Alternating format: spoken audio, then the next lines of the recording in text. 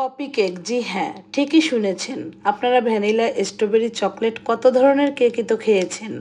কিন্তু কখনো কি কপি কেক খেয়েছেন?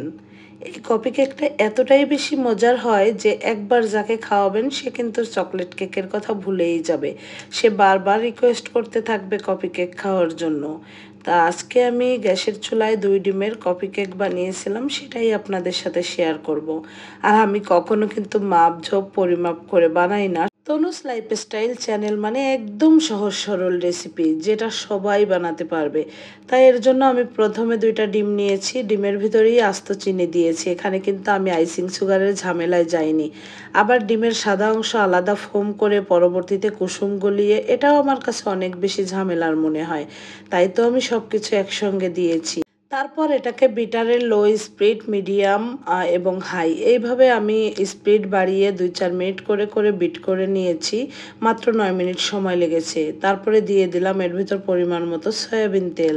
তেলটা দিয়ে আমি আরও কয়েক সেকেন্ডের জন্য বিট করে নিয়েছি। বিট করে নেওয়া হয়ে গিয়েছে। এখন একটা চালনিতে আমি কিছুটা, এখানে কিন্তু আমি ময়দা ব্যবহার করিনি। আমার ঘরে যে রুটি খাওয়ার আটা, সেই আটাটাই ব্যবহার করেছি। আর দিয়ে দিয়েছি বেকিং পাউডার, দিয়ে একটা চালনির সাহায্যে চেলে নিয়েছি। তারপর একে একে দুধ, কফি পাউডার সব কিছু আমি দিয়ে দিয়েছি। এখানে আমি তারপর মিক্সড করে নেব। মিক্সড করতে করতে আপনাদেরকে দেখিয়ে দেই আমি কোন কফি পাউডারটা ইউজ করেছি। এই যে দেখেন কফি পাউডার, এটা আমি ইউজ করেছি। এই কফি পাউডারটা আমি একটু গুঁড়ি করে নিয়েছি। তারপর বাকি ময়দাটা দিয়ে এটাকে খুব ভালো করে মিক্সড করে নেব। আর মিক্সড করার সময় একটু সাবধানে মিক্সড করতে হবে যাতে ফোমি ভাবটা কেটে না যায়। এতে করে কেকটা কিন্তু সফট কম হবে, নষ্ট হবে না, কম হবে। তারপরে এই তো একটা প্যাচুলার সাহায্যে সাইড থেকে নিয়ে খুব ভালো করে মিশিয়ে নিচ্ছি। যেহেতু কফি পাউডার ইউজ করেছি, একটু সময় নিয়ে ভালো করে মিশিয়ে নিতে হবে। এই তো মিশিয়ে নেওয়া হয়ে গিয়েছে। তারপরে এখানে আমি কিন্তু আজকে আলাদা কোনো ডাইশ ব্যবহার করিনি। আমার যে সসপ্যান আছে, রান্না করার সসপ্যান, সেই সসপ্যানে দিয়ে দিয়েছি। দিয়ে এটা কিন্তু আমি গ্যাসের চুলায় বেক করব। তাই যে সসপ্যানটা একটু ট্যাপ ট্যাপ করে দিচ্ছি, এতে করে ভিতরে কোনো বাবলস থাকলে বাইরে বেরিয়ে আসবে।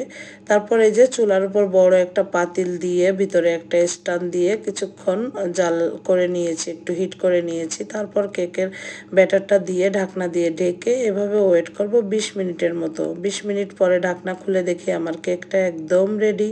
তারপরে এই তো গরম গরম অবস্থায় কেকটা কেটে নিলাম, যেহেতু বাচ্চারা গরম কেক খেতে অনেক বেশি ভালো বাসে। তাই কেকটা কিন্তু অনেক বেশি সফট হয়েছে, আপনারা দেখলেই বুঝতে পারবেন। তা কে কে কপি কেক খেয়েছেন অবশ্যই কমেন্টে বলে যাবেন। আর যারা খাননি তাদের অনুরোধ রইল একবার হলেও কপি কেকটি ট্রাই করবেন। আজকে এ পর্যন্ত, আল্লাহ হাফেজ।